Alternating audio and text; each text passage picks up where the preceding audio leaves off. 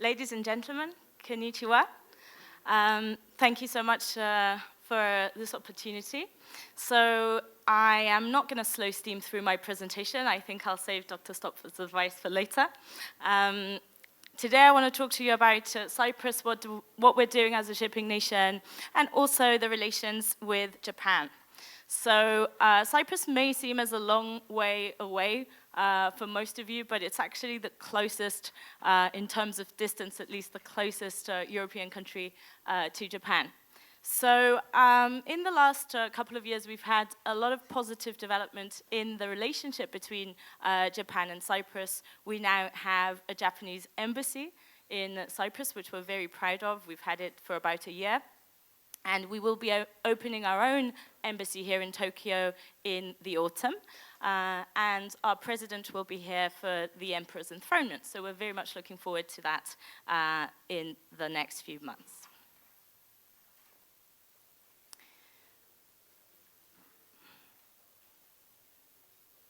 So, excuse me. So a little bit about Cyprus. We've been a member of the EU since 2004, but we also have a number of different double tax treaties, more than 60, with countries all over the world. So this has enabled Cyprus to become a bit of a multinational place. We have a lot of international presence with a lot of companies from all over the world, and the GDP is growing at 4% per year for the last few years. That may seem quite moderate for the eastern part of the world, but it's actually one of the highest in the EU. So we are very proud of that, and we're really trying to maintain it by paying a lot of attention to the sectors of the economy that we feel are the most productive and the ones with the most prospect. And of course, shipping is one of those sectors. That is why last year, the Department of Merchant Shipping, which was under the Ministry of Transport, was upgraded.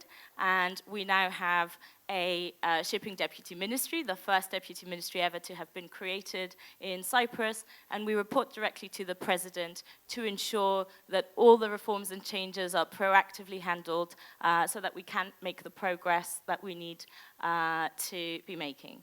So the general background in terms of our infrastructure is fairly positive. We have a very good legal system which is based on English law. So that's always helped us to develop a pro-business attitude. And we also have a pretty good tax system, particularly with regards to shipping, where we have the first ever approved, EU-approved tonnage tax system. So we got it approved back in 2010. We've had it for 10 years, and it's very much tried and tested and successfully passing, fortunately, all audits and checks of the European Union. So key economic sectors, you might wonder what else is going on in Cyprus apart from shipping. Well, tourism is quite a big part of our economy. We have about 800,000 people living in Cyprus, and we have 4 million tourists visiting every year. So 4 times the size of the population actually visits Cyprus, which is, it's great, and we're hoping to increase those numbers further. But education is also a big part of the economy, with 5% of our GDP earned by basically universities that Cypriot students and foreign students study at. So moving on to Cyprus as a maritime nation, as you may be aware, we have quite a large fleet. It's the 11th in the world and the 3rd largest in the EU in terms of gross tonnage. But we also have a pretty big maritime sector, which we hope will be growing a lot in the next few years.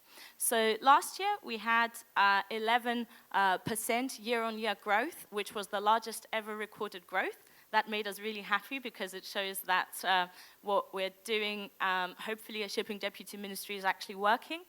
But we also hope that a lot more will be done in the next few years to improve and to enhance the cluster, not just of core shipping companies that are based in Cyprus, but also of the whole supply chain and the technological sort of area surrounding shipping as well. So we're now very proud that we have a pretty fully developed sector covering all sort of shipping services and shipping-related services. We have a few P&I clubs that have applied to come to Cyprus following Brexit, so that we feel is going to complete the cluster largely. And we have a large workforce that is increasingly becoming more specialized because of these services and because of the companies active in Cyprus.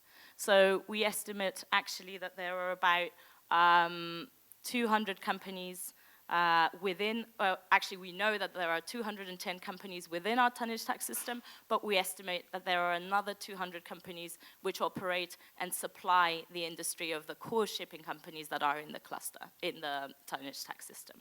So just a word about our port facilities. They are privately managed. We have a lot of infrastructure developing around shipping. We have 5 marinas which are actually under construction or already operating.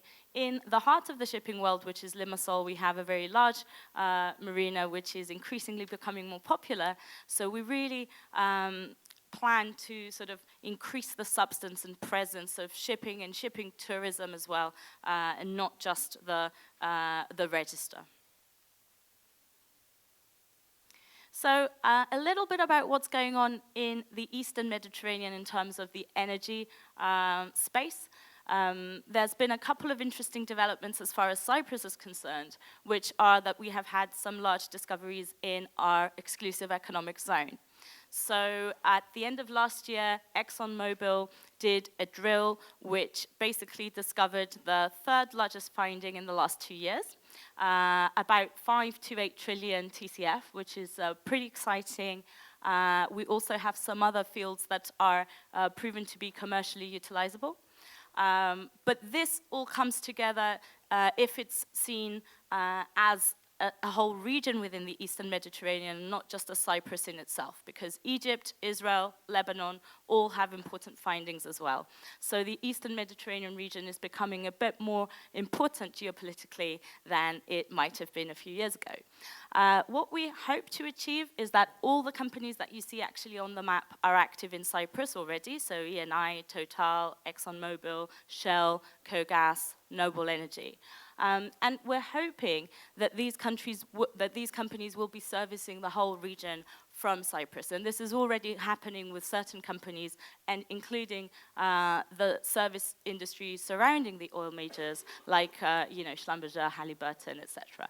So we are in the process of developing a very large commercial port, well, large for the size of Cyprus, as you can see, it's not very big. That's close to the Limassol port, but not within Limassol city. So the commercial and the industrial parts of the island are being separated, and I think that's quite a lot more viable than having only one big commercial port within Limassol, which is also highly touristic. So we believe that this is going to help shipping to develop even further. It opens up a lot of opportunities for the companies that are already in Cyprus and other ones that want to come and base there.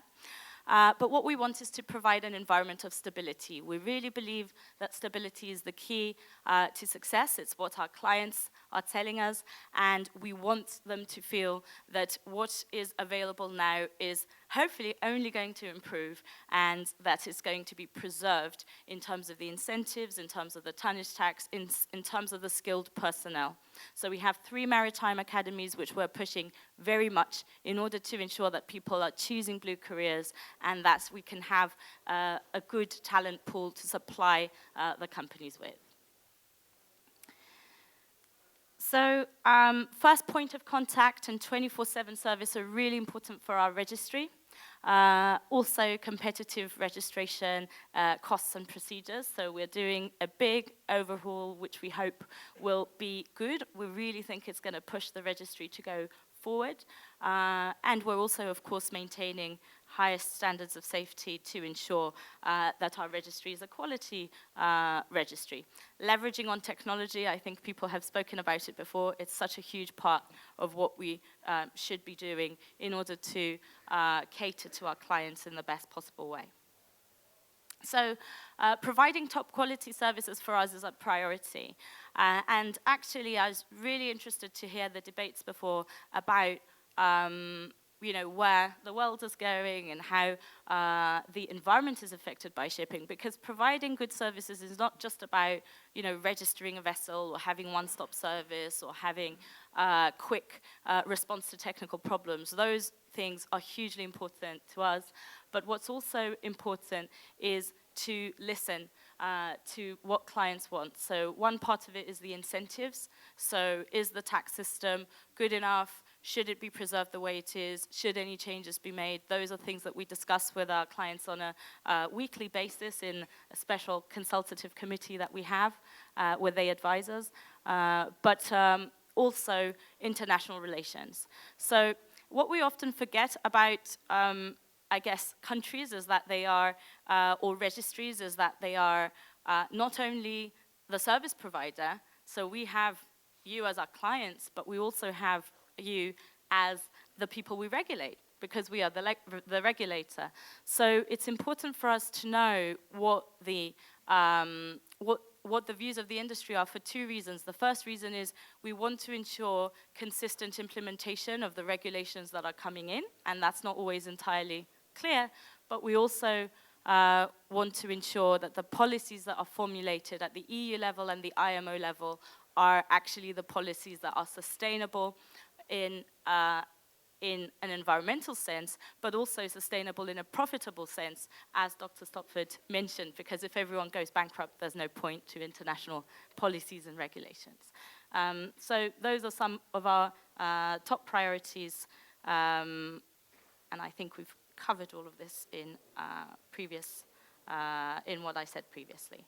So just a word about technology. That's a really important part of what we're doing. We are developing a center of excellence for research and business, which we have actually got a lot of European funding for. We, out of all the projects that applied to this EU program, about 250 projects, we ranked third.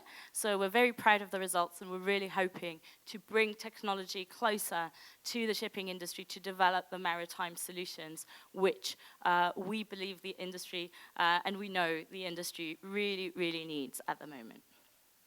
So that's it in a nutshell.